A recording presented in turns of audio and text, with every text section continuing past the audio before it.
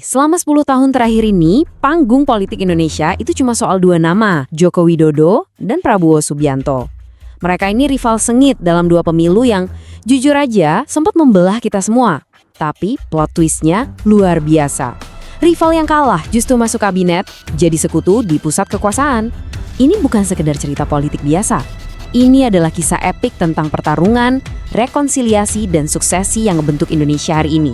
Nah, biar kita benar-benar ngerti nih dinamika yang rumit ini, ayo kita bedah pertarungan mereka dalam 10 babak. Kita bakal lihat dari mana asal mereka, gimana mereka merintis karir sampai warisan apa sih yang mereka tinggalkan. Anggap aja ini analisis head to head untuk memahami dua jalan yang sangat berbeda, tapi tujuannya sama, puncak kekuasaan di Indonesia. Oke, kita mulai dari akarnya dulu ya, karena kan setiap pemimpin itu dibentuk sama masa lalunya. Jadi dua babak pertama ini bakal ngajak kita menyelami latar belakang keluarga dan pendidikan mereka yang jujur kayak bumi dan langit. Dari sinilah karakter dan cara pandang mereka tertanam kuat.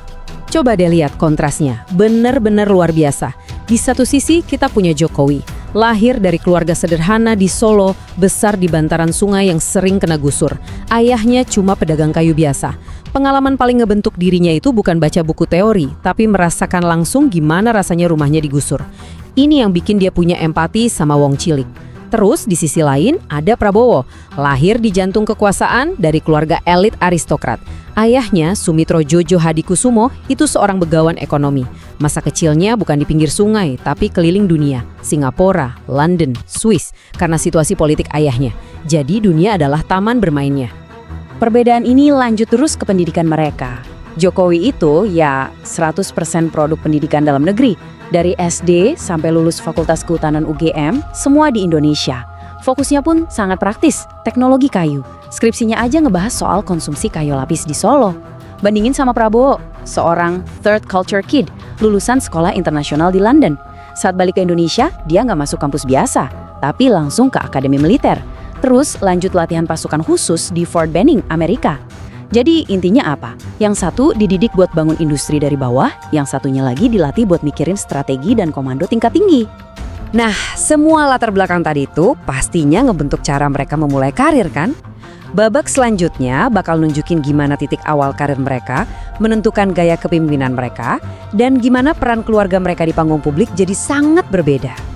Jalur karir mereka tuh kayak dua rel kereta yang nggak pernah ketemu. Jokowi mulai sebagai pengusaha. Balik ke Solo, dia merintis bisnis mebelnya, CV Rakabu, bener-bener dari nol sampai bisa ekspor ke Eropa. Gaya manajemen belusukannya lahir di sini, dari kebiasaan turun langsung ke lantai produksi. Sebaliknya, Prabowo meniti karir militer yang meroket, jadi komandan pasukan paling elit di Kopassus. Gayanya jelas, komando dan hierarkis. Titik baliknya pun kontras banget. Jokowi masuk politik pas menang jadi wali kota, sementara Prabowo justru masuk ke dunia bisnis dan politik setelah karir militernya selesai di tahun 1998. Nah, foto ini ngejelasin semuanya dengan sempurna. Lihat deh, ini Jokowi waktu masih muda, seorang pengusaha mebel, duduk di lantai bareng para pekerjanya. Nggak ada jarak, nggak ada formalitas. Inilah DNA belusukan yang dia bawa dari pabriknya di Solo, ke Balai Kota Jakarta, sampai akhirnya ke Istana Negara. Gaya kepemimpinan yang lahir dari keringat di lapangan. Kontrasnya berlanjut sampai ke keluarga. Kita lihat keluarga Jokowi sekarang, ini udah jadi semacam political powerhouse. Anak sulungnya, Gibran, jadi wapres. Anaknya yang kedua, Kahiyang, istri wali kota Medan. Si bungsu, Kaisang, jadi ketua umum partai. Ini adalah dinasti politik yang sedang tumbuh. Di kutub yang berlawanan, ada Prabowo. Anak satu-satunya, Didit Hedi Prasetyo, sama sekali nggak nyentuh politik. Dia justru sukses besar jadi desainer fashion kelas dunia di Paris. Jadi, yang satu membangun warisan lewat jalur politik keluarga, yang satunya lagi punya penerus yang bersinar di panggung global yang sama sekali berbeda. Oke, selanjutnya kita masuk ke dua hal yang jadi pilar kekuasaan, duit dan pengaruh di panggung dunia. Babak-babak berikutnya bakal membandingkan kekayaan mereka yang bedanya jauh banget dan gimana gaya mereka di hadapan para pemimpin dunia. Oke, sekarang kita ngomongin duit. Karena, jujur, di sini perbedaannya kelihatan banget dan ini penting untuk memahami skala permainan mereka. Total kekayaan Pak Jokowi itu tercatat di angka 95 miliar rupiah lebih. Sebagian besar ya datanya dari aset hasil bisnis mebelnya dulu sebelum jadi pejabat, plus kenaikan nilai aset-asetnya selama menjabat. Sekarang, tahan napas, bandingin sama Prabowo. Kekayaannya tercatat lebih dari 2 triliun rupiah. Ya, Anda nggak salah dengar, triliun. Ini skala yang beda banget. Sumbernya dari kerajaan bisnis raksasanya di bidang tambang, kebun, dan energi yang dia bangun setelah pensiun dari militer. Setiap pemimpin itu kan punya tangan kanannya ya. Nah, timnya Jokowi itu isinya para teknokrat dan pengusaha lain, orang-orang seperti Luhut Binsar Panjaitan dan Erick Thohir. Ini adalah tim eksekutor yang fokusnya ke hasil dan proyek. Sementara itu, lingkarannya Prabowo lebih didominasi oleh para loyalis dari dunia militer dan tentu saja keluarga, terutama adiknya, Hashim. Ini adalah lingkaran kepercayaan yang menekankan kesetiaan dan strategi jangka panjang. Dua model pengelolaan kekuasaan yang berbeda. Gimana kalau di panggung dunia? Wah, beda lagi ceritanya. Jokowi itu seorang pragmatis ulung. Misinya jelas, jualan investasi, fokus ke ekonomi.